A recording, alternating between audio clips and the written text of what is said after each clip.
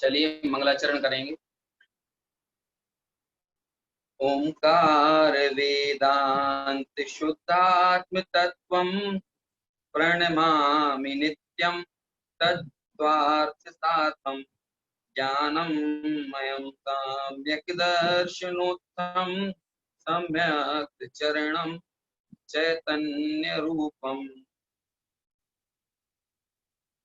मालारोहण ग्रंथादिराज, जिसकी हमारे स्वाध्याय की श्रृंखला चल रही है। तारणम ईश शिविर के निमित्त से शुरू हुई ये श्रृंखला अनवरत रूप से जारी है, जिसमें हमारा ये भाव है कि हमको इस ग्रंथ का जो स्वाध्याय हमने शुरू किया था वो पूर्ण करना है, अधूरा ग्रंथ नहीं छोड़ना है। और इसी भावना के साथ लगातार हम इस स्वाध्याय श्रृंखला को शिविर के बाद भी जारी रखे हुए हैं, लगातार बनाए हुए हैं। गाथा क्रमांक 19-20 पर कल हमारी चर्चा हो चुकी है, जिसमें राजा शैणिक के प्रश्नों की हमने काफी विस्तार से चर्चा की। 2 गाथाओं में राजा शैणिक ने प्रश्न पूछे और वो प्रश्न ये थे कि आप जिस आत्मगुणों की माला का की चर्चा कर रहे हैं, उस आत्मगुणों की माला का आरोहण करने वाला कौन होगा, कौन उस आत्मगुणों की माला का आरोहण करेगा। और ये प्रश्न करते हुए उन्होंने नाना प्रकार के जीवों का उल्लेख किया, देव गति के भी, मनुष्य गति के भी। और देव और मनुष्य गति के जिन जीवों की हम बाह्य क्रियाओं के द्वारा या बाह्य संयोगों के द्वारा हम जिन्हें बड़ा मानते हैं, हम जिनको श्रेष्ठ मानते हैं, क्या वो बाह्य संयोगों के द्वारा श्रेष्ठ माने जाने वाले जो जीव हैं, क्या वो इस आत्मगुणों की माला का आरोहण करने के पात्र हैं? ऐसा तारण स्वामी ने पूछा।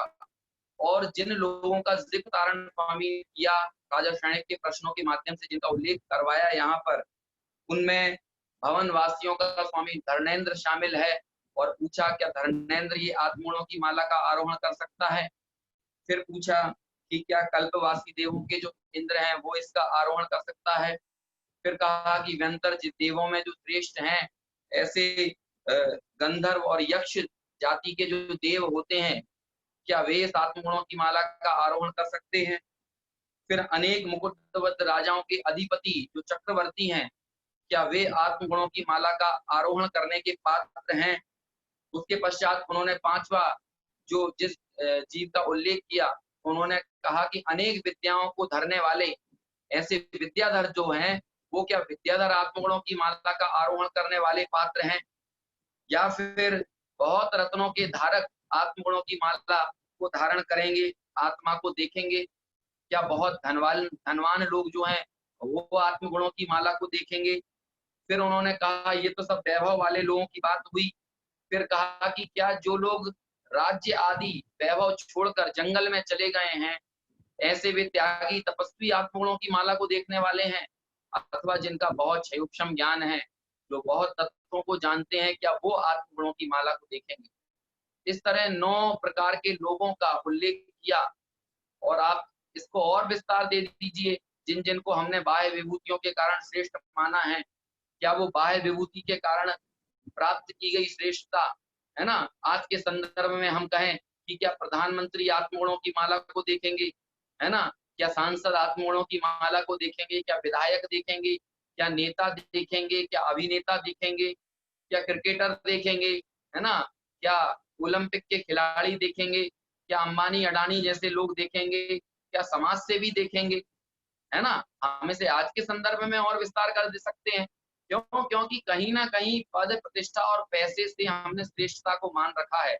और ऐसे पद पैसे और प्रतिष्ठा वाले सभी लोगों को तारण स्वामी ने एक कटघरे में खड़ा किया और पूछा क्या इन लोगों में से कोई है जो आत्मगुणों की माला का आरोहण कर सकता है, आरोहण करने का पात्र है? तो हम अपने सामने के जो लोग पद प्रतिष्ठा और पैसे वाले दिखते हैं, उनके बारे में हम ऐसा पूछ लें, है ना? क्योंकि ऐसा कहा जाता है कि पैसे में तो सर्वगुण निवास करते हैं, और जिसके पास पैसा है उसके सारे दोष धुल जाते हैं। अब हम ये भूल जाते हैं कि वो पैसा किन साधनों से अर्जित किया जा रहा है, कितना वो अन्याय से है, अनीति से है ना? अभक्ष्य आदि के सेवन से है। लेकिन हम वो सब भूल जाते हैं, और हमें तो बड़ा धर्म पदवीधारी, यदि धर्म की उपमाएं और उपाधियां किसी को देना है तो वो भी हम पैसे वालों को ही देते हैं।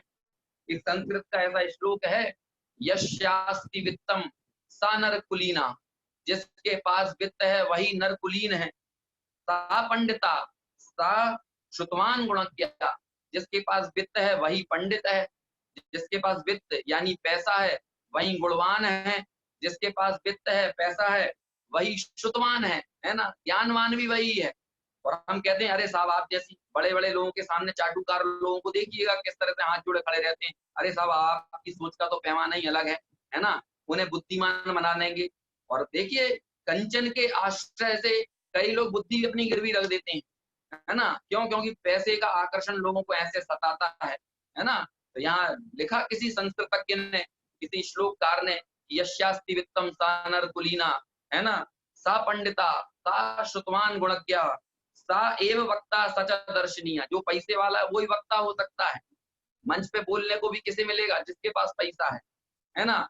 जिसके पास पैसा है वही दर्शनीय है, वही देखने लायक है। गरीब और फटेहाल आदमी को तो कोई देखे ना एक नजर उठाकर, है ना, वही देखने वही दर्शनीय है। और सर्वे गुणा कांचन आश्रयंती, सारे गुण कांचन यानी पैसा उसके इर्द गिर्द ही बसते हैं, ऐसा किसी ने व्यंग किया।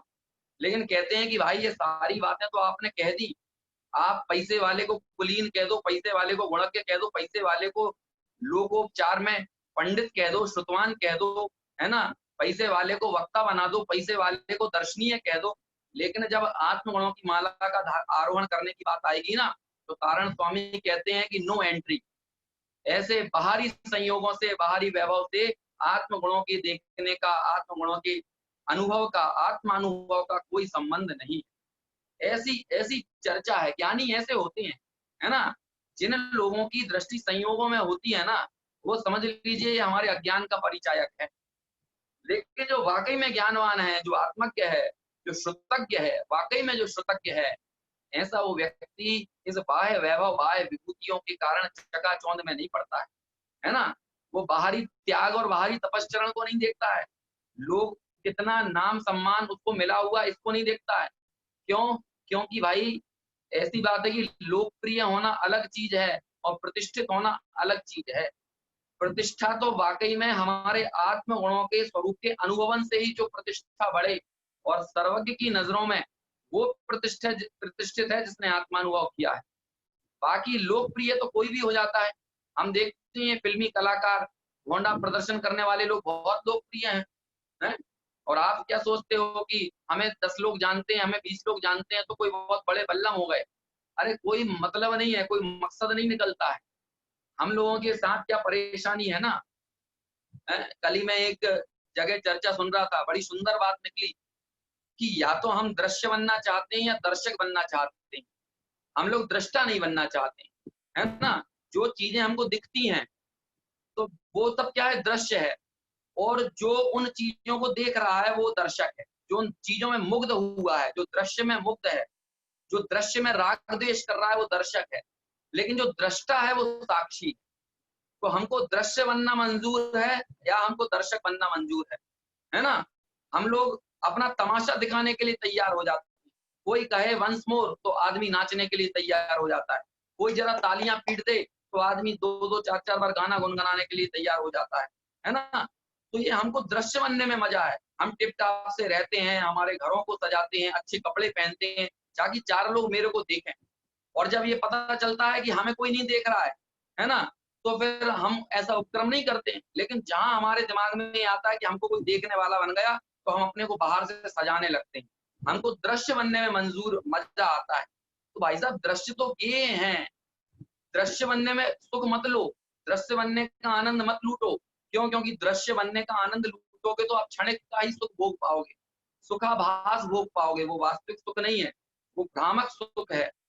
इसी तरह दर्शक जो तालियां पीट रहे हैं, जो भोगों पर, विषयों पर राग द्वेष करके ये अच्छा ये बुरा, दृश्यों को अच्छा बुरा बताकर जो तालियां पीट रहे हैं या उनको बुरा बोल रहे हैं, ये सब दर्शक हैं। लेकिन दृष्टा तो साक्षी भाव से रहना पसंद करता है। उसे दृश्य दिखने के काल में भी वो अपने स्वानुभव को नहीं छोड़ता है। वो उसे हमेशा ये भेद विज्ञान वर्तता है कि मैं दृश्य नहीं हूं, मैं ज्ञेय नहीं हूं, मैं ज्ञान हूं। ये जो ज्ञेयों की फिल्म चल रही है, ये फिल्म में नहीं हूं, बल्कि मैं तो जाननहार हूं, मैं ज्ञाता दृष्टा हूं। ऐसे हमको वो दृष्टा बनना स्वीकार नहीं है।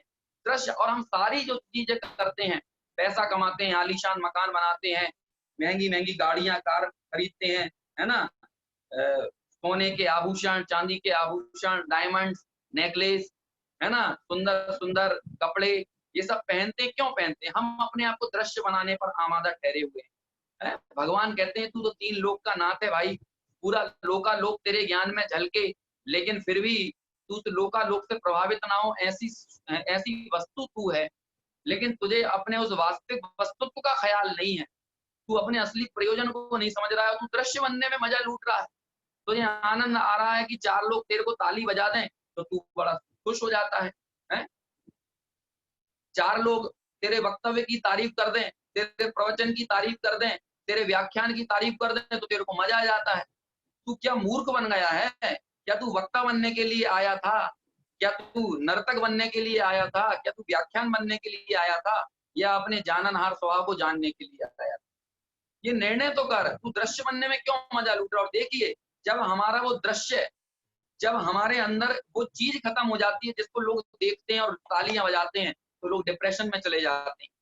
जब लोगों की प्रतिष्ठा खत्म हो जाती है ना, जब लोगों के पास पैसा चला जाता है ना, जब लोगों का नाम सम्मान चला जाता है, पद छिन जाता है, तो लोग सुसाइड कर लेते हैं। क्यों? क्योंकि अब जिस चीज पर लोग ताली बजाते थे, वो ताली बजाने की वजह चली गई, पद चला गया, पैसा चला गया, लोकप्रियता चली गई, है ना, बाहरी मान सम्मान चला गया, तो ये सब चीजें छिन जाती हैं जो दृश्य थी।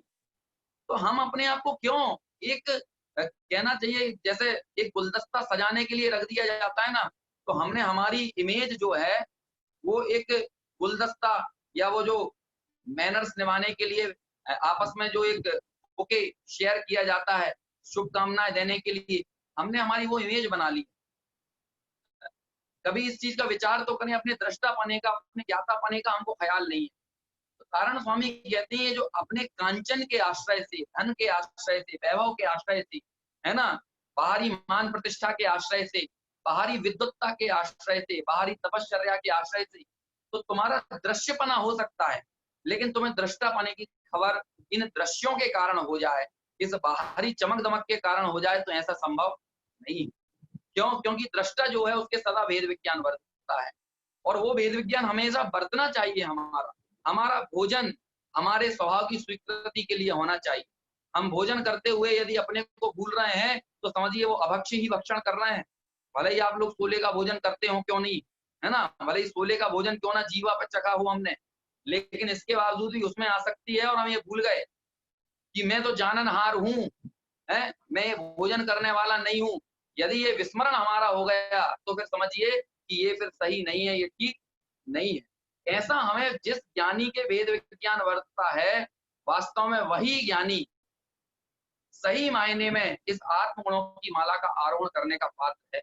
तो तारण स्वामी ने जो 9 लोगों को खड़ा किया, उन सारे लोगों को एक कचहरी में खड़ा करके तारण स्वामी कहते हैं इस बाह्य वैभव से आप आत्म गुणों के आरोहण की बात यदि सोचते हैं, करते हैं, तो वो सही नहीं है ना? और क्या सुंदर चर्चा फिर तारण स्वामी यहाँ पर करते हैं, वो अब हम देखेंगे।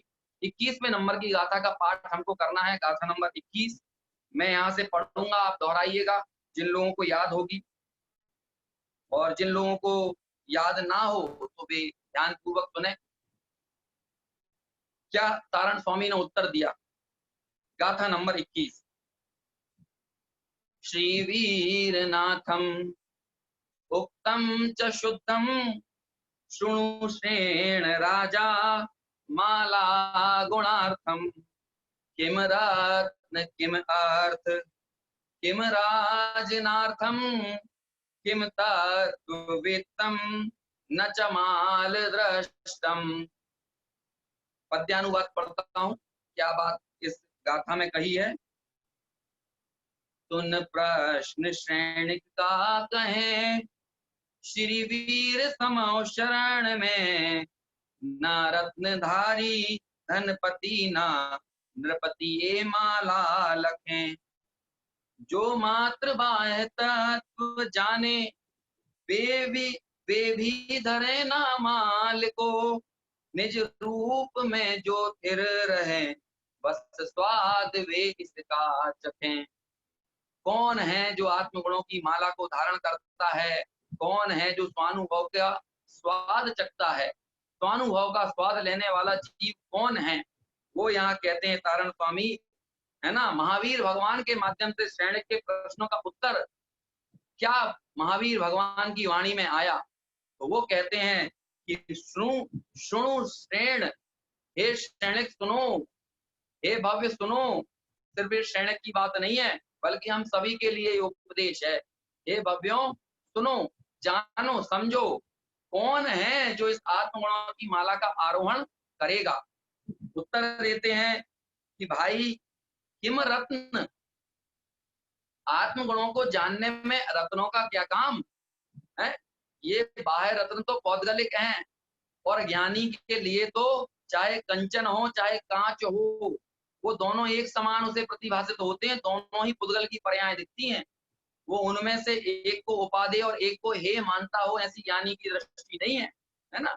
धन कन कंचन राज सुख, ये सभी चीजें तो भैया आसानी से मिल जाती हैं, लेकिन एक जो यथार्थ ज्ञान है, जो शुद्धात्मानुभव की बात है, जो आत्मगुणों के माला के आरोहण की बात है, वो आसानी से नहीं मिलती है। कितनी सुंदर पंक्तियां हम भावना 32 में पढ़ते हैं ना, संसार भावना, तीसरे नंबर की शायद भावना है ना, तीसरे नंबर का पद है, सुख दुख वैरी बंधु वर्ग में, कांच कनक में समता हो, वन उपवन प्रासाद कुटी में नहीं खेद नहीं ममता हो। कैसी भावना ज्ञानी की वर्तती है कि चाहे संसार का सुख हो चाहे संसार का दुख हो, चाहे वन उपवन हो, चाहे महल हो चाहे मसान हो, है ना, चाहे जंगल हो चाहे कंचन हो चाहे कांच हो, सुख दुख बैरी हो अथवा बंधु हो, है ना, शत्रु हो अथवा दोस्त हो, लेकिन सब में कहते हैं कि उसे खेद और ममता नहीं होती, बल्कि वो समता को ही धारण करने वाला होता है। दोनों ही स्थितियों में साम्य भाव को ही धारण करता है, ऐसी भावना होती है। और आप कह रहे हो कि भाई बहुत रत्नों को अर्जित कर लिया जाए, और रत्नों के अर्जित करने से यदि आत्मगुणों की माला का दीदार हो जाए, तो कहते हैं भाई इस भूल में मत रहना, आत्मगुणों की माला का आरोहण करने वाला रत्नधारी होगा तो कौन से रत्नों को धारण करेगा? वो रत्नत्र है, सम्यक दर्शन, सम्यक ज्ञान और सम्यक चारित्र के रत्न को धारण करने वाला होगा। ये बाहरी जो आपके डायमंड डायमंड जो चलते हैं, है ना, हीरा माणिक मोती, इन रत्नों का वहां पर कोई काम नहीं है। ये रत्न तो पौद्गलिक हैं, और इन पौद्गलिक चीजों के संयोग से आत्मगुणों की माला का दीदार हो जाए, ऐसा होने वाला नहीं है। तो किम रत्न, उसमें रत्नों का क्या काम? फिर कहते हैं किम अर्थ, पैसे से तुम क्या खरीद सकते हो? अरे पैसे से तो तुम दुनिया की तमाम चीजें नहीं खरीद सकते। वो एक लौकिक में कहावत आती है ना, कई पोस्टर वोस्टर भी छपते हैं कि पैसे से आप भोजन खरीद सकते हो लेकिन भूख नहीं खरीद सकते, है ना। पैसे से आप सुविधाएं खरीद सकते हो लेकिन शांति नहीं खरीद सकते। इस तरह का पूरा एक पूरा लेख आता है ना, किन किन चीजों का वहां पर जिक्र किया है ना। पैसे से आप दास गुलाम खरीद सकते हो लेकिन संबंध नहीं खरीद सकते, रिश्ते नहीं खरीद सकते। तो ये तो रिश्ते खरीदना, है ना, और भूख पैदा करना, ये सारी चीजें तो कहते हैं ये तो लौकिक चीजें हैं। उस पैसे में इतनी सामर्थ्य नहीं है कि वो आपको ये बाहरी वैभव दे दे, है ना। कहते हैं पैसे से आप दवा खरीद सकते हो लेकिन पैसे से स्वास्थ्य नहीं खरीद सकते। दवा खरीद लोगे लेकिन वो दवा आपके स्वास्थ्य का कारण बनेगी अथवा नहीं बनेगी, ये तो आपके पुण्य पाप के उदय पर निर्भर करता है ना। तो लौकिक चीजों को खरीदने में ही, लौकिक पदार्थों को जुटाने में ही पैसा समर्थ नहीं है। हम जरा विचार तो करें। अनेक लोग सोचते हैं कि फला फला संयोग होंगे, फला फला चीज होती तो शायद ऐसा ना होता, शायद वैसा ना होता। यदि उनके पास पैसा होता तो शायद उनकी ये दशा ना होती, यदि उनके पास पैसा होता तो ये उनकी दशा ना होती, है, वो कैंसर से नहीं मरते, है ना, वो उनको ये बीमारी ना होती, वो इलाज करवा लेते। तो भैया क्या पैसे वाले कैंसर से नहीं मरते हैं? क्या पैसे वालों को लकवा नहीं लगता? क्या पैसे वाले कोमा में नहीं जाते? ये तो सर्व हमारे बाह्य विकल्प हैं कि हमको लगता है कि ये चीजें मिल जाए तो इससे ये कार्य सिद्ध हो जाएगा।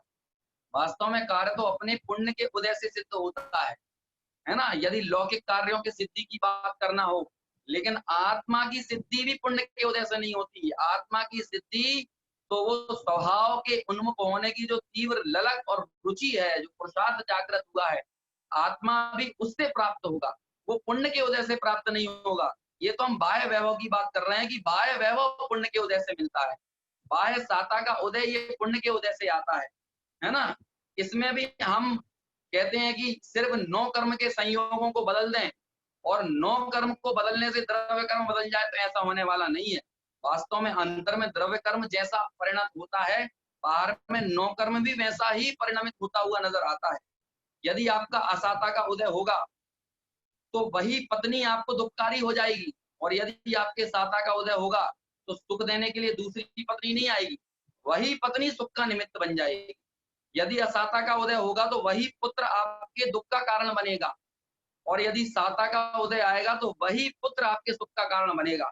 लेकिन हम दोष किस पे देते हैं? पुत्र पर, पत्नी पर, दुकान पर, मकान पर। ये तो 9 कर्म है। अंतर में मूल कारण तो वो द्रव्य कर्म है। साता असाता वेदनीय का उदय है ना? पंथ अधिकार में आचार्य कुंद ने गाथाएं लिखी हैं इस तरह की कि बाह्य निमित्त, बाह्य संयोग तेरे सुख दुख का कारण नहीं है, बल्कि निश्चय से वास्तव में देखा जाए तो तेरा जो अंतरंग द्रव्य कर्म है उसके कारण ये बाह्य वस्तुएं ऐसी परिणमित होती हैं और सुख दुख का कारण बनती हैं, मृत्यु का और जन्म का कारण बनती हैं। अंतर का उदय किसी को नजर नहीं आता है, लेकिन कहते हैं वो अंतर का उदय है ना, वो साता का उदय और असाता का उदय वो स्वानुभव का कारण नहीं है।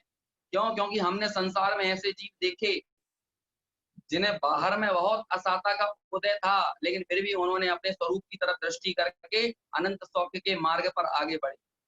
और हमने ऐसे लोग भी देखे कि जिनका बाहर में साता का उदय था, लेकिन उन्होंने उस साता के उदय से वेद विज्ञान करके अपने स्वरूप की दृष्टि की और मोक्ष मार्ग में आगे बढ़े। सभी तरह के उदाहरण आते हैं। हमें भरत चक्रवर्ती भी दिखते हैं, है ना? और हमको वो चक्रवर्ती भी दिखते हैं जिनको 700 वर्षों का कोढ़ फूटा था, है ना? हमको एक तरफ ऐसे निर्ग्रंथ दिगंबर मुनिदास दिखते हैं जिनको अनेक रिद्धियां पैदा हुई और वे भी अपने स्वरूप में डूबे रहे, और हमें ऐसे मुनिराज भी दिखते हैं जिन पर महाभयंकर उपसर्ग आए, अगम्पनाचार्य आदि मुनिराज, लेकिन फिर भी वे अपने स्वरूप में डूबे रहे। हमें ऐसे जीव भी दिखते हैं, है ना, सौधर्म इंद्र जैसे, जो स्वर्ग के वैभव के बीच में रहते हैं लेकिन फिर भी अपने स्वरूप को नहीं भूलते। और हमें ऐसे जीव भी दिखते हैं जो हैं तो नरक गति में, राजा श्रेणिक जैसे जीव, है ना, श्री कृष्ण के जीव, लक्ष्मण के जीव, ये सब उदाहरण है जो वर्तमान में नरक गति में है, लेकिन वहां असाता के उदय में भी अपने स्वरूप को नहीं भूलते। तो ये सभी तरह के उदाहरण हमें मिलते हैं ना। इसका मतलब बाह्य संयोग और बाह्य विभूतियों से चीजें नहीं बदल जाती। देखिए, मैं कहता हूँ कि प्रथमानुयोग हमको पढ़ना चाहिए। प्रथमानुयोग की कथाओं से, प्रथमानुयोग की कहानियों से, पुराण पुरुषों के चरित्र से हमें संबल आता है, बल मिलता है। हम पुण्य की औकात समझते हैं, नहीं तो हम पुण्य को बहुत ज्यादा वजूद वाला मान लेते हैं, है ना। मैं तो एक बात कहता हूं कि यदि आपको दुनिया में कुछ मांगना हो ना, जैसे आपको कहते हैं ये मिल जाए, ये मिल जाए, ये मिल जाए, तो वो सम्यक दर्शन होने के बाद मांग लेना, है ना। मतलब यदि आप कुछ चाहते हो, हालांकि आपके मांगने से कुछ नहीं होगा, लेकिन आप भावना यदि भाई रहे हो कि मेरे को इतना पैसा मिल जाए, मुझे ये मिल जाए, मुझे फलानी चीज मिल जाए, मुझे इतना मान सम्मान मिले, मुझे इतनी प्रतिष्ठा मिल जाए, तो कहते हैं वो सम्यक दर्शन के बाद मांग लेना, पहले सम्यक दर्शन की भावना करना, है ना। और वास्तव में सच्ची बात तो ऐसी है, जैसे सम्यक दर्शन की भावना होती है उसे पुण्य के वैभव की भावना नहीं होती। ये तो सिर्फ मैं समझाने के लिए बता रहा हूँ, इसीलिए ये बात मैं बोल रहा हूँ, क्योंकि पुण्य के उदय की आंशिक कणिका, बड़े तुच्छ लेवल का पुण्य का उदय आदमी को पागल बनाने के लिए काफी है।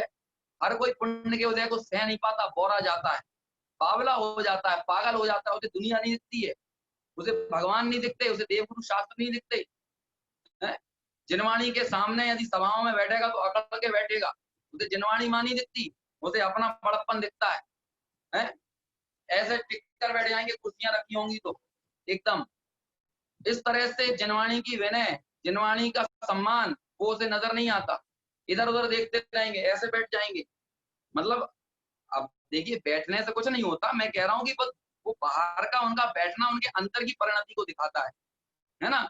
ये जरूरी नहीं किसी को भाई पैरों में दिक्कत है तो कुर्सी पे जाके बैठ गया, लेकिन परिणामों के अंदर विनयता है, विनय संपन्नता है या नहीं, या अविनय का भाव ये परिणामों से है। लेकिन मैं बता रहा हूँ कि अनेक लोगों को अपनी बाह्य विभूति के कारण उन्हें किसी चीज की कदर नहीं दिखती, उन्हें गुणज्ञों की, उन्हें विद्वानों की, है ना, अपने वैभव को बताने में, उसकी चर्चा करने में बड़ा रस आता है, तो इसलिए बौरा जाता है आदमी। इसीलिए वास्तव में देखें ना, प्रकृति ने भी ऐसा न्याय किया एक तरह से, प्रकृति का न्याय कहें, कर्मों का न्याय कहें, कि मिथ्या दृष्टि को तो हल्के स्तर का ही पुण्य का उदय जीवन भर आता है। असली पुण्य के उदय का मजा तो वो लेता है जो पुण्य से सदा भेद विज्ञान करता है। कौन लेता है? सम्यक दृष्टि लेता है। क्यों? क्योंकि सम्यक दृष्टि ही नारायण बनेगा, वही प्रति नारायण बनेगा, वही बलभद्र बनेगा, वही चक्रवर्ती बनेगा, वही सौधर्म इंद्र बनेगा, वही तीर्थंकर बनेगा, है ना? ऐसा कहते हैं कि 15 कोड़ा कोड़ी सागरोपम का साता वेदनी है, आपने बांधा हो कितने टाइम का? 15 कोड़ा कोड़ी सागरोपम का आपने साता वेदनीय का संग्रह कर लिया हो, लेकिन वो सारा का सारा साता वेदनीय असाता में कन्वर्ट हो जाएगा। क्यों? क्योंकि आपका अगला भाव ही नहीं है, अगला भाव निगोद का है, अगला भाव नरक गति का है, तो वो साता वेदनी निगोद में लेके थोड़ी जाएगा आदमी, वो पूरा असाता में संक्रमित हो जाएगा। कर्णानुयोग की बात है, इसलिए पुण्य के संग्रह में जिनको बहुत मजा आता है ना, उनको ये चीज कर्णानुयोग से समझना चाहिए कि आखिर बात है क्या है? पुण्य को संरक्षित करने की सामर्थ्य भी आत्मानुभूति में है। फिर से कहता हूं, ये चीजें अपने हृदय पर लिख लेना चाहिए, घरों की दीवारों पर लिख लेना चाहिए। पुण्य को संरक्षण देने की सामर्थ्य भी सिर्फ आत्मानुभूति में है। इसलिए पुण्य संचय की भावना छोड़कर आत्मानुभव की भावना करना चाहिए ईमानदारी के साथ। क्यों? क्योंकि आत्मानुभव के अलावा कोई पुण्य को संरक्षण देने वाला नहीं है। क्यों? सात्विक 2000 सागर की तरफ पर्याय मिलती है, अनेक निगोदिया के भवों के बाद, एक इंद्रिय पर्याय के बाद अनंत काल तो वहीं बीतता है। अब ये सोचिए 2000 सागर की पर्याय में मित्र दृष्टि कितना पुण्य भोगेगा? असली पुण्य तो भोगने वाला सम्यक दृष्टि ही रहेगा ना, इसलिए वो पूरा संक्रमित हो जाता है। पद्म पुराण में एक उल्लेख आता है, पद्म पुराण ग्रंथ है ना अपना, देखिए कितना जबरदस्त चिंतन है। क्या है कि प्रथमानुयोग में बीच बीच में द्रव्यानुयोग की घुट्टी पिलाई जाती है। प्रथमानुयोग में सिर्फ कथा कहानियां नहीं रहती, बीच बीच में द्रव्यानुयोग की घुट्टी शामिल होती है। ये शैली होती है, द्रव्यानुयोग की शैली होती है कि यहाँ पर जो मूल अध्यात्म की बात है उसको सिद्धांत के तौर पर प्रस्तुत किया जाता है, और प्रथमानुयोग की कथा कहानियों को, है ना, उदाहरण के रूप में प्रस्तुत किया जाता है, और प्रथमानुयोग में कथा कहानियों को सिद्धांत के रूप में पेश किया जाता है ना, और द्रव्यानुयोग या अध्यात्म की शैली को उदाहरण के रूप में पेश किया जाता है। ये एक तरीका होता है कहने का, लेकिन बात वाकई में जब हम यथार्थ समझें तो वीतरागता को ही सिद्ध किया जाता है दोनों ही स्थानों पर। देखिए कितना सुंदर एक पद्म पुराण में प्रसंग आता है कि जब रावण जो है वो लक्ष्मण के ऊपर अपना चक्र छोड़ता है, अर्ध चक्रवर्ती होता है प्रति नारायण, है ना, वो भी चक्रधारी होता है, तो जब वो लक्ष्मण के ऊपर चक्र छोड़ देता है प्रति नारायण रावण, तो वो चक्र जो है वो लक्ष्मण की परिक्रमा देकर वापस आ जाता है, वो लक्ष्मण का कुछ बिगाड़ नहीं पाता, है ना। तो रावण को मालूम क्या विचार आता है, ये शब्द लिखे वहां पर रवि शेणाचार्य ने, है ना, थोड़े बहुत शब्द इधर उधर होंगे लेकिन मैं मूल भाव आपको बताता हूँ। रावण के मुख से क्या बात निकलवाते हैं, रावण क्या बात उस समय बोलता है, क्या सोचता है, क्या चिंतन धारा है, मजा आ जाएगा आपका। रावण कहता है, धिक्कार हो ऐसे पुण्य के वैभव को कि जब अपने अनुकूल परिणमन ना होना हो तो चक्र रत्न जैसा वैभव भी काम नहीं आता है। अब बताइए चक्र रत्न से बड़ा वैभव है किसी के पास? आपके पास क्या वैभव है? हमारे पास क्या वैभव है? हैं? हमारे पास हेल्थ इंश्योरेंस की पॉलिसी है, हमारे पास लाइफ इंश्योरेंस की पॉलिसीज हैं, हमारे म्यूचुअल फंड में पैसे डले हुए हैं, हमारे शेयर मार्केट में पैसे डले हुए हैं, हमारी 4 जमीनें पड़ी हुई हैं हाईवे के पास, है, हमारा मेन कॉलोनी शहर के बीचों बीच प्राइम लोकेशन पर बहुत बड़ा जबरदस्त घर है, हमारे पास 2-2 4-4 खेचे किलो सोना है। क्या यही वैभव होगा और क्या वैभव होगा? चक्र रतन जैसा वैभव जब आपके प्रतिकूल परिणमन होना है तो वो काम नहीं आता। तो आपके यदि जीवन में प्रतिकूल परिणमन होना हो तो आपको क्या लगता है आपकी हेल्थ इंश्योरेंस की पॉलिसी आपको बचा लेगी? आपकी लाइफ इंश्योरेंस की पॉलिसी बचा लेगी? बैंकों में पड़ा हुआ करोड़ों रुपया बचा लेगा? 4 जमीन जायदाद बचा लेंगी? बाल बच्चे जो इंजीनियर, डॉक्टर, वकील है ना, विदेश में 1 करोड़ के पैकेज पर हैं, वो आपको बचा लेंगे? अरे जब प्रतिकूल परिणमन होना है तो 1 गिलास पानी नसीब नहीं होता। क्या बात कहें भाई, नारायण जैसा पुण्य का उदय जरा पढ़िए तो सही। मैं तो क्या कहूं, मेरे तो मतलब गूज बम्स होते हैं ना, रोंगटे खड़े हो जाते हैं। नारायण जैसा पुण्यशाली जीव, मृत्यु कैसे हुई? श्री कृष्ण की मृत्यु का विचार तो करिए, कैसे मरे श्री कृष्ण, कैसी मौत हुई? नारायण जैसा पुण्य का उदय है। द्वारकाधीश कितने महान बलधारी, समंदर को पीछे धका दें, पानी पानी कहकर मरे, और बलराम उनके लिए पानी नहीं जुटा पाए बलभद्र। ऐसी मृत्यु, ऐसी बिलक बिलक कर तड़प तड़प कर मरी। हम अपने आप को कितना बल्लम समझ रखे हैं। थोड़ा सा 4 लोगों ने सम्मान कर दिया, 4 लोगों ने नाम कर दिया, है ना, थोड़ा सा पैसा बढ़ गया, इसलिए कहते हैं मिथ्या दृष्टि की है। अच्छी भाषा तो नहीं है बोलना, मिथ्या दृष्टि की लायकात नहीं है कि वो पुण्य के उदय को भोग सके। क्यों? क्योंकि बौरा जाता है, पगला जाता है। पाप के उदय को सहने की सामर्थ्य तो है ही नहीं मिथ्या दृष्टि की, पुण्य के उदय को भी नहीं सह पाता। लेकिन ज्ञानी भेद विज्ञानी हो, साता के उदय में भी ज्ञाता का ध्यान रहता है और असाता के उदय में भी ज्ञाता का ध्यान रहता है। इसलिए तारण स्वामी इन वैभव वालों को बाहर कर देती हैं। No entry. अपने वैभव की धौंस जमाना है, बाहर रहिए। अपने बाहरी क्षयोपशम ज्ञान की धौंस जमाना है, बाहर रहिए। अपने त्याग तपस्या की धौंस जमाना है। यदि आके यहाँ पर कहते तो तारण स्वामी के सामने आकर कोई कहे साहब हमने 10 उपवास किए हैं, हाँ सो व्हाट, तो क्या है? मैंने बचपन से मैंने अभक्ष्य भक्षण नहीं किया है, मैं बचपन से अष्टमी चौदस को एक आसन करता चला आ रहा हूँ। तारण स्वामी क्या कहेंगे? सो व्हाट, तो क्या करें? तारण स्वामी पूछेंगे स्वरूप को जानने की जिज्ञासा है, आत्मानुभव की भावना है।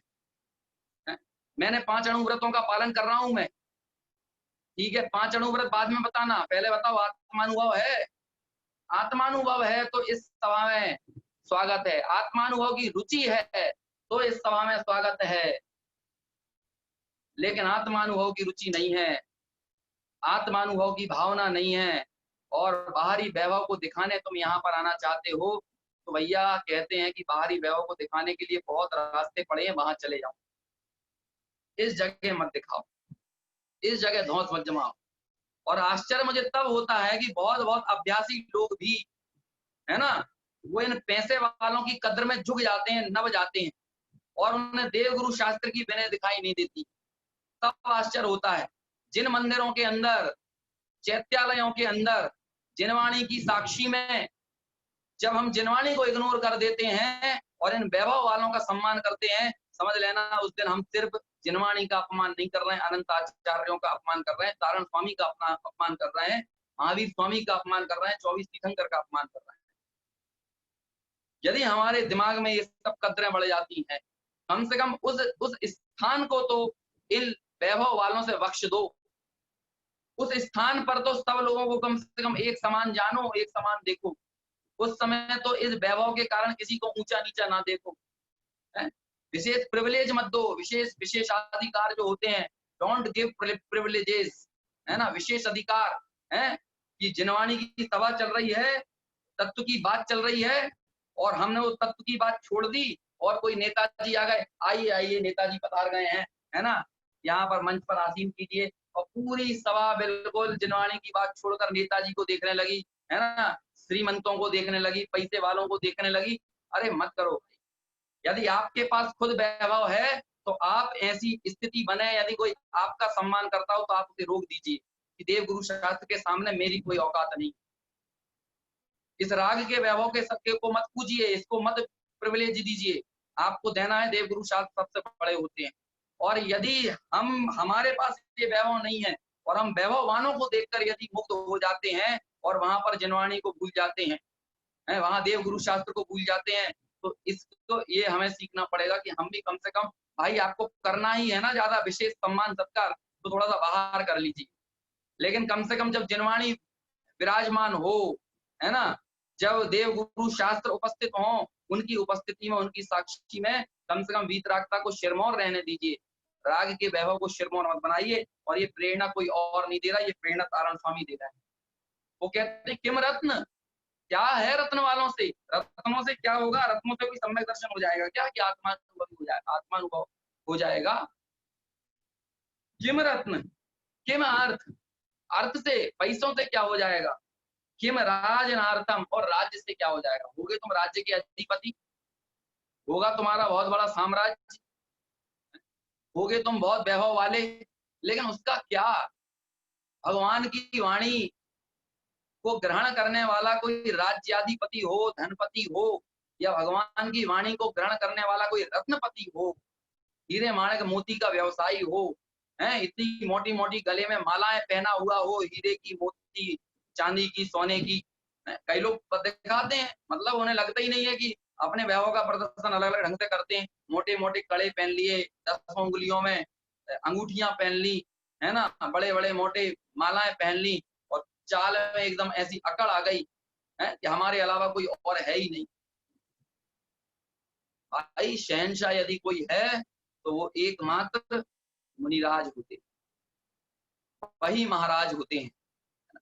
क्यों? क्योंकि उन्हें कोई अपेक्षा नहीं है, उन्हें यश नहीं चाहिए, है ना, उन्हें पैसा नहीं चाहिए, उन्हें प्रतिष्ठा नहीं चाहिए।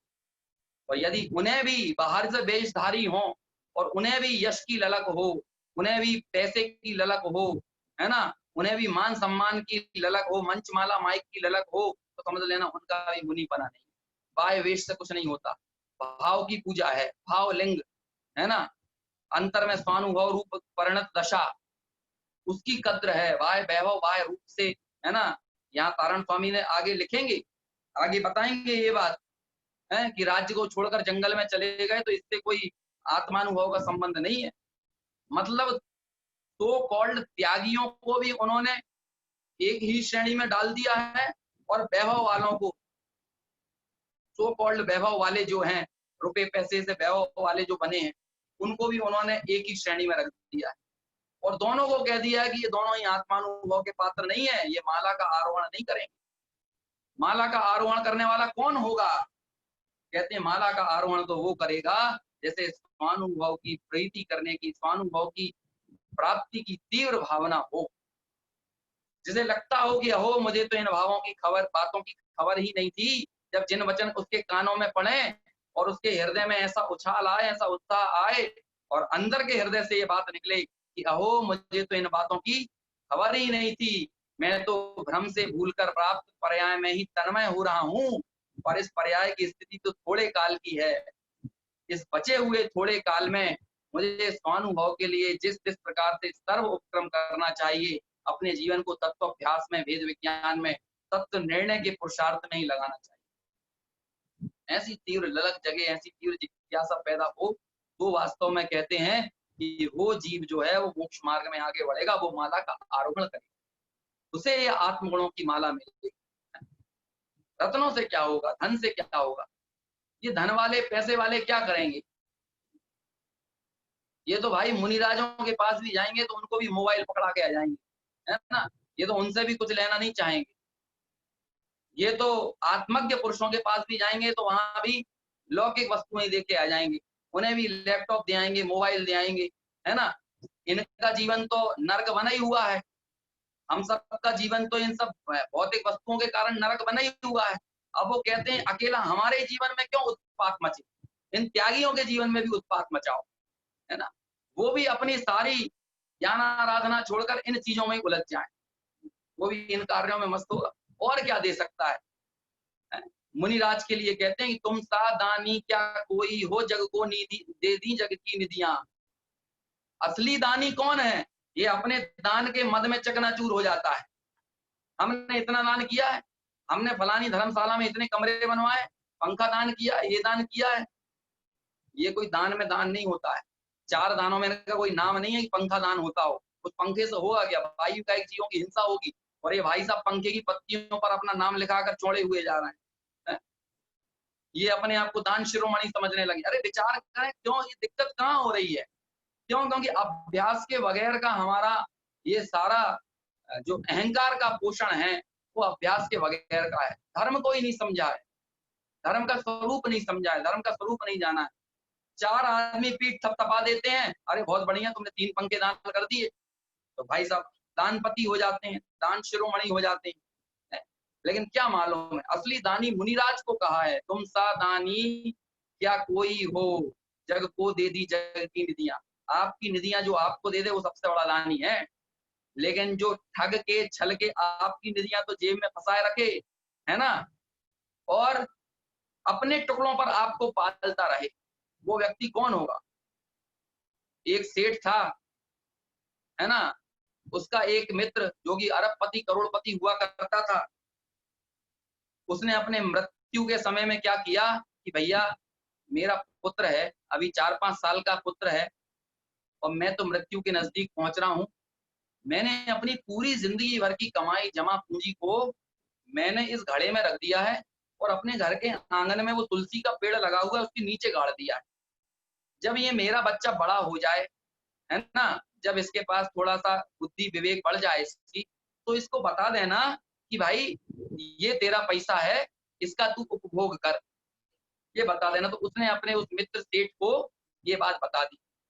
अब देखिए 2 कंडीशन हम खड़ी करें कि एक सेठ तो वो है जो चुपचाप से जाए और वो जो गड़ा हुआ पैसा था वो निकाल कर अपने पास रख ले, और उस सेठ के पुत्र को, मतलब जो करोड़पति व्यक्ति जो मर गया उसका दोस्त, उसके पुत्र को अपने यहाँ नौकर बना ले और उसके ही पैसों में से टुंगा टुंगा के, कहते हैं ना अपन अपनी बुंदेलखंड की भाषा में, है ना, उसको थोड़ा थोड़ा करके है 5,000 रुपये महीना देता जाए, 6,000 रुपये महीना देता जाए। और वो पुत्र क्या कहे, सेठ जी आप बहुत बढ़िया हो, आपने वास्तव में आप ना होते तो मेरा जीवन कैसे चलता। और वो जो पुत्र है जो नौकर बन गया है, करोड़पति पिता का पुत्र नौकर बन गया, और वो उसके सामने क्या बोल रहा है, हे महाराज आपने बढ़िया किया, आप ना होते तो कौन जीवन चलाता, कौन मेरी माँ की देख रेख करता, कौन मेरे को संभालता, कौन मेरा घर गृहस्थी चलाता, है ना। उस सेठ ने एक गरीब किसी कन्या को पकड़ा और उसकी शादी करवा दी, उस लड़की को भी अपने यहाँ नौकरी पे रख लिया। अब बताइए वो सेठ जो 5,000 10,000 रुपए महीने उसको दे रहा है वो कितना अच्छा है, कितना बढ़िया है। वो पुत्र उसकी तारीफ भी कर रहा है, आसपास के मोहल्ले के गांव वाले लोग भी कह रहे हैं कि सेठ जी आपको मानना पड़ेगा, इसके पिता के जाने के बाद आपने इसका पालन पोषण किया। अरे उसने नौकर बना लिया उसको, उसने तो उसकी निधि छुपा ली। और एक दूसरी परिस्थिति हम खड़ी करते हैं कि एक वही पुत्र दर दर की ठोकरें खाता था, बड़ा होकर इधर उधर जाकर भीख मांगता था, मांग कर खाना खाता था, और वो सेठ बोले कि बेटा ये तेरा स्वरूप नहीं, इस तरह दर दर पे जाकर भीख मांगना, पैसा मांगना ये तेरा स्वरूप नहीं है। तू तो भैया धनपति है, तू तो महान वैभववान है, संपदावान है, तू तो भैया ऐसे सैकड़ों लोगों को अपने नौकरी पर रख ले, तू तो वो चीज है। तू चीज क्या है, चल मैं तेरे को चल के तेरा वैभव बताता हूँ। और वो उसे उसके घर के आंगन में ले जाकर तुलसी के पेड़ के नीचे से वो उसके पिता की दी हुई संपदा थी वो उसको प्रदान करता है। बताइए इन दोनों सेठों में से बड़ा दानी कौन है? एक जो 5,000 10,000 रुपए महीने पर नौकर बनाकर उस पुत्र को रखे है और लोग में उसकी बहुत वाहवाही हो रही है, वो बड़ा दानी है, या जिसने उस पुत्र को उसके पिता का असली वैभव बता दिया वो बड़ा दानी? ऐसे ही कौन अच्छा वक्ता है, कौन अच्छा व्याख्याता है, कौन असली गुरु है? तो कहते हैं हमारे निर्गंत दिगंबर मुनिराज, वो ही सही वक्ता है, वो ही सही गुरु हैं, जो कहते हैं कि भाई क्या पामर दशा है तेरी, क्यों पामर मानता है, तू तो सिद्धों का पुत्र है, सिद्धों का लघुनंदन है, और जो सिद्धों की संपदा है वो तेरी संपदा है। जैसे सिद्धों के गुण है तैसे तेरे गुण है। जारसिया सिद्धप्पा है 47वें नंबर की गाथा, नियम सार की, जैसे सिद्ध हैं वैसे भवलीन संसारी हैं। ये गाथा है, भवलीन संसारी भी सिद्धों के जैसे हैं, सिद्धों से कम नहीं है। जो जीव को उसका अपना वैभव बता दे, वास्तव में सच्चा दानी वो कहलाता है।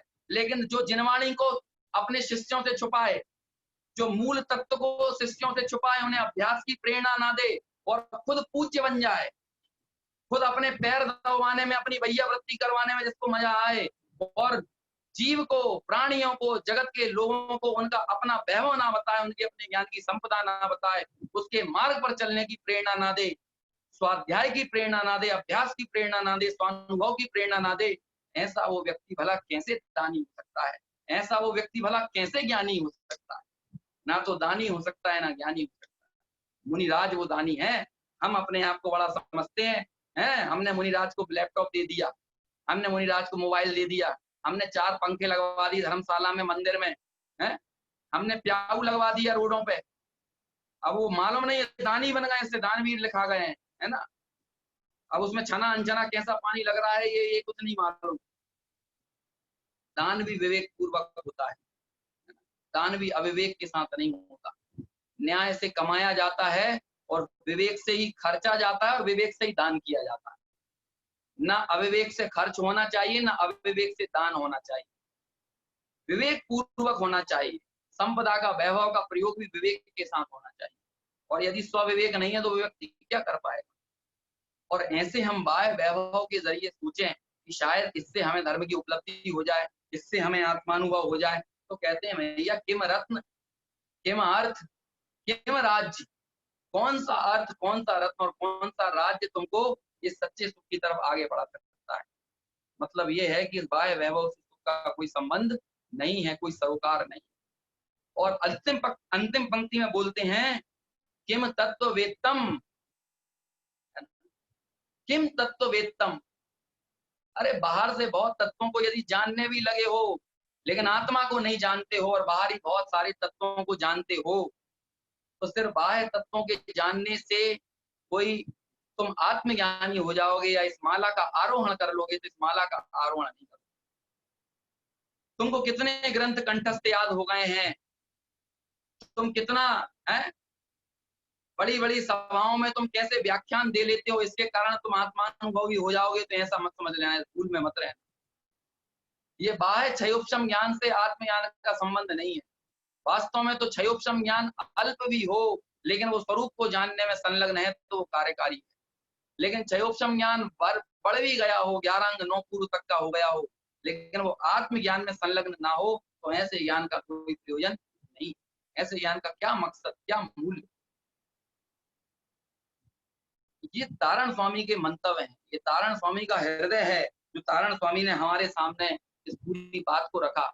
उन्होंने कहा कि इन बाह्य वैभवों से, इन बाह्य उपाधियों से, इन बाह्य वस्तुओं से स्वरूप के तरफ तुम आगे बढ़ गए हो, स्वरूप का परिचय तुम्हें हो गया है, इस गलतफहमी में मत रहना। जो मूल तत्व है, उस मूल तत्व को ग्रहण करने की अंतर में यदि तीव्र बलवती भावना ना हुई है और हम उस भावना के अनुरूप यदि इस मार्ग पर आगे नहीं बढ़ रहे हैं, तो बाह्य वैभव हमें लोक में प्रसिद्ध कर सकता है, लोक में थोड़ी तारीफें मिल सकती हैं, लेकिन वो लोक की तारीफों से हम कर क्या लेंगे? कालांतर में तो नरक निगोद में ही जीवन बीतेगा ना। या तो आज हंस लो और कल रो लो, या फिर आज दुनिया के सामने तुम थोड़े बिलखते हुए दिख जाओगे, लेकिन उस बिलखन के बीच में भी यदि स्वरूप का संबोधन है, स्वरूप की खबर है, तो कहते हैं कि कालांतर में तुम बहुत जल्द इन जन्म मरण के दुखों से छूटकर मुक्त हो जाओगे। अपने 60-70 वर्ष की उम्र को हम ऐसा मान लेते हैं जैसे अनंत काल तक हमको इस पर्याय के साथ रहना है। योजनाएं हमारी ऐसी बनती हैं कि जैसे कभी इस पर्याय का संग ही नहीं छूटना है। ऐसी ऐसी योजनाएं बना रहे हैं, ऐसी ऐसी दौड़ में जब चले जा रहे हैं और ऐसी ऐसी चीजों का, वस्तुओं का संग्रह किए जा रहे हैं, लेकिन उस बीच में थोड़ा भी ठहर कर, रुक कर हमें ये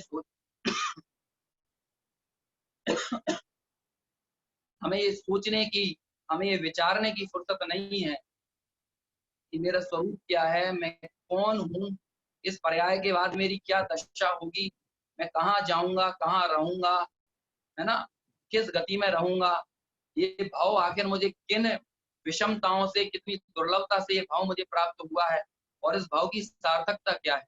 ये सब विचार जब तक नहीं करेंगे तब तक बड़ी समस्या रहेगी। जीव के अस्तित्व को ही स्वीकार नहीं करेंगे, लोग स्वीकार कहाँ कर रहे हैं। आज हमको इतना क्षयोपशम मिला है कि हम हमारे मौजूद क्षयोपशम से हम अपना अस्तित्व जान सकते हैं, अपना अस्तित्व मान सकते हैं। हम पहचान सकते हैं कि जीव क्या है, चेतन क्या है, आत्मा क्या है, ये हम पहचान सकते हैं। लेकिन जब हम हमें मिले हुए क्षयोपशम का प्रयोग अपने अस्तित्व को जानने में नहीं करेंगे और हम अपने क्षयोपशम से उस अस्तित्व को ही झुटलाएंगे, कोई आत्मा नहीं होता है, कोई चेतना नहीं होती, कोई जीव नहीं होता है, इस तरह की हम बात करेंगे, ऐसा क्षयोपशम का दुरुपयोग करेंगे, तो निश्चित तौर पे एक वो दशा हमको मिलेगी कि जब ये पूरी दुनिया हमारे अस्तित्व से इंकार करने लगे। कौन मानता है आलू के अंदर जीव होते हैं? कौन मानता है ना, कि वायु का एक जीव होते हैं, पृथ्वी का एक जीव होते हैं, जल का एक जीव होते हैं, अग्नि का एक जीव होते हैं? कौन मानता है? पूरी दुनिया मना कर देती है कि इसमें जीव होता है। नहीं मानते, जीव की सत्ता से इंकार करने लगती है पूरी दुनिया। क्यों? क्योंकि ये उसी परिणाम का फल है कि जब तुमको संयोग मिला था, तब तुमने अपना अस्तित्व को झुटलाया, अपने अस्तित्व को ठुकराया, अपने अस्तित्व को नहीं स्वीकारा। आज पूरी दुनिया तुम्हारे अस्तित्व को स्वीकार करने से इंकार करने लगी। लोग मानने से इंकार करने लगे कि निगोदिया भी कोई जीव होता है। लोग मानने से इंकार करने लगे कि ये है बिलखते हुए जो सैकड़ों 1 इंद्रिय, 2 इंद्रिय, 3 इंद्रिय, 4 इंद्रिय जीव है, ये भी जीव है, मानने से इंकार करने लगे। जरा देखिए ना, वो टिड्डी दल का हमला हो रहा है, करोड़ों करोड़ों, अरबों अरबों पूरे आसमान में छा जाती, अरबों अरबों। ऐसा लगता है कि मतलब पूरे आसमान पर किसी ने धब्बे फेंक दिए हों। इतना आसमान गिर जाता है, इतना आसमान वो टिड्डियों से गिर जाता है। वो तो कौन सी, मेरे हिसाब से 3 या 4 इंद्रिय जीव है। अब वो 3 और 4 इंद्रिय जीव को कोई जीव और चेतन मानने को तैयार नहीं होता है। आप जाइए चाइना वाइना, नेपाल जैसे देशों में, पाकिस्तान जैसे देशों में, है ना, कोरिया में, थाईलैंड में, लोग चटनी बनाकर खा रहे हैं इन टिड्डियों की। आप सोचिए तो सही, विचार तो करिए, मानने को तैयार नहीं है कि ये भी भाई सुख दुख का अनुभव करने वाला प्राणी है, सुख दुख का अनुभव करने वाला जीव है। नहीं कर रहे हैं। बुद्धि बहुत बढ़ गई है उनकी, बहुत जानकारी है, सुविधाएं बहुत जुटा रहे हैं अपने लिए, हम लोगों से ज्यादा जुटा रहे हैं। ट्रेनें बना रहे हैं, कंप्यूटर बना रहे हैं, मोबाइल बना रहे हैं, सब बना रहे हैं, लेकिन उनके ये बुद्धि काम नहीं करती कि किसी जीव को पीड़ा नहीं पहुंचाना है। इतना बुद्धि उनका क्षयोपशम काम नहीं करता। ये छोटी सी रसना इंद्रिय की छुट्टी पर जो ऊपर से थोड़ा टेस्ट आता है, उस टेस्ट के लिए जीव के सुख दुख से इनको कोई मतलब नहीं। क्यों? ये दशा किस कारण हुई है? और इस दशा में हम नहीं आएंगे क्या? आप लिख कर दे सकते हैं? क्या ये दशा हमारी नहीं होगी? क्या हम अग्नि का एक, जल का एक, वायु का एक है? क्या हम इन निगोदिया पर्यायों में नहीं जाएंगे जब दुनिया इंकार नहीं करेगी? हमारे अस्तित्व से, हमारे सुख दुख से उन्हें कोई प्रयोजन नहीं रहेगा, कोई सरोकार नहीं रहेगा हमारे सुख दुख से। सोचिए तो सही, ये सब क्या है? ये हम हमारे सामने देख रहे हैं कि नहीं इन जीवों के दुख? ये कैसे हुआ? ये सब कैसे प्रकृति का कोई अन्याय चल रहा है? कैसे ये प्रकृति में अन्याय ऐसा हो सकता है? आप अपने घर को अन्याय से नहीं चला सकते, बिना व्यवस्था के नहीं चला सकते। क्या प्रकृति बिना व्यवस्था के चल जाएगी? क्या ये 3 लोग बिना व्यवस्था के चल जाएगा?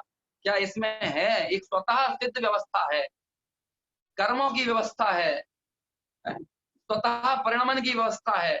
हर एक परिणमन, आपके अपने परिणामों का, कुत्सित परिणामों का आपको यदि बुरा फल ना मिले, तो इस ब्रह्मांड को शून्य होना पड़ेगा। ये ब्रह्मांड ऐसे ही नहीं चलेगा। एक व्यक्ति यदि पाप में जीवन बिताता चला जाए और ऐसे उस जीव को उसका फल ना प्राप्त हो, तो इस ब्रह्मांड को शून्य होना पड़ेगा। और एक व्यक्ति धर्माराधन करके अपने स्वरूप का अनुभव करता हो, सत्य, अहिंसा, चौर, ब्रह्मचर्य और अपरिग्रह में जीवन जीता हो, ऐसे उस व्यक्ति को निर्बंध अवस्था, मुक्त अवस्था प्राप्त ना हो, तो भी ब्रह्मांड को शून्य होना पड़ेगा। ऐसा अन्याय ब्रह्मांड में नहीं है, इस प्रकृति में नहीं है। इस प्रकृति को, इस ब्रह्मांड को ऐसा अंधा मत मानिए कि हम चाहे जैसा जीवन बिताएं, हम चाहे जितना राग में, संयोगों में, भोगों में मन माफिक, बिल्कुल कहना चाहिए अविचल प्रवृत्ति करें, बेलगाम प्रवृत्ति करें और उसका हमको फल ना मिले। ऐसा नहीं हो सकता भाई। विचारना पड़ेगा कि इस पर्याय के बाद आखिर मेरा क्या होना है, मेरे वर्तमान परिणामों का मुझे क्या फल मिलेगा, इन भावों का क्या फल होगा। ये जो मेरा चिंतन धारा, ये मेरी जो जीवन शैली चल रही है, जिस जीवन शैली में मैं, ये मरुस्थलीय जीवन है। आचार्य कुंद कुंद के शब्दों में कहूं जीव विमुक्तो शब्बो, है ना, जीव विमुक्तो शब्बो, चल जीव चल चेतन विमुक्तो भी सब सब्बो। इस तरह की एक गाथा है। मैं गाथा की पंक्ति के थोड़ा सा भाव भूल गया हूँ। भाव पावड़ में ये गाथा है कि जैसे जिंदगी से रहित शव होता है ना, वैसे ही सम्यक विमुक्त को, वैसे ही सम्यक से विमुक्त भी जितने लोग हैं वो सब चलते फिरते शव हैं। इतनी कठोर, इतनी थर्ड डिग्री का टॉर्चर आचार्य कुंद ने दिया है। ये सब चलते फिरते मुर्दा हैं, चलते फिरते शव हैं, उठते हैं, मुंह धोते हैं, नाश्ता करते हैं, फिर खाते हैं, फिर सो जाते हैं, फिर शाम को खाते हैं, फिर पैसा कमाते हैं, फिर घूमने चले जाते हैं, जो करते हैं देह के लिए ही करते हैं। ये सब चलते फिरते मुर्दा हैं, आचार्य कुंद कहते हैं। क्यों? क्योंकि जब इन्हें इनका सारा क्षयोक्षम ज्ञान इनके शरीर की पूर्ति करने में ही लगा हुआ है। ये पंचेंद्रिय के विषय में ही तृप्त हैं। इनको क्या कहेंगे? क्या जीवन है? क्या मरुस्थल ये जीवन ही तो है।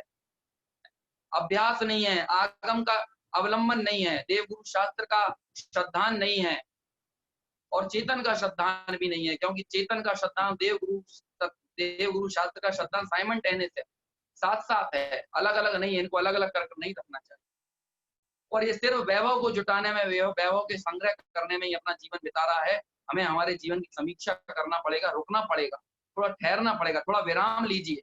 विराम का वक्त विचार का वक्त है। यदि सिर्फ दौड़ते ही दौड़ते रहेंगे तो विराम कब लेंगे, सोचेंगे कब? और जीवन चला जाएगा, पर्याय चली जाएगी, और फिर ये पर्याय दोबारा कब मिलेगी इसका कोई ठिकाना नहीं है। इस तरह से हमें अपने गुरुओं की, अपने आचार्यों की, अपने भगवंतों की बात का विचार करके अपने स्वरूप की खबर की तरफ उन्मुख होना बहुत जरूरी है।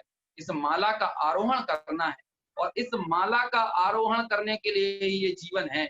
जब हमारा भोजन माला आरोहण के लिए समर्पित हो जाए, जब हमारी नींद भी माला आरोहण के लिए समर्पित हो जाए, जब हमारा चलना फिरना, घूमना, पढ़ना, लिखना, उठना, बैठना सब एक माला आरोहण के उद्देश्य के लिए समर्पित हो जाए, तभी समझना कि ये जीवन सार्थक है। और जहां पर इस आत्म गुणों की माला का विस्मरण है, तो समझना ये जीवन निरर्थक ही है।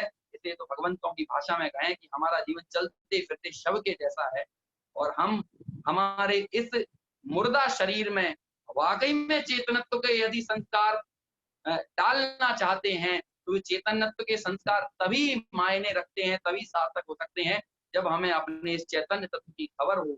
हम सभी लोग ऐसे इस आत्म गुणों की माला का आरोहण करें, चैतन्य को स्वीकार करें। इसी मंगल भावना के साथ अभी अपनी वाणी को यहीं विराम देता हूँ। अगली गाथा पर अपन आगे कल चर्चा करेंगे। अभी के लिए बस इतना ही। सभी लोग ऐसे शुद्धात्म तत्व की भावना करके मुक्ति के सुंदर पथ पर, आराधना के सुंदर मार्ग पर लगें। यही भावना के साथ सभी से सादर जय जिनेन्द्र, जय तारण तरण। जिनवाणी स्तुति करेंगे। जावाणी के ज्ञान ते सूझे लोकालो, सुवाणी मस्तक नमो सदा देत पद डो, सदा देत पद डो।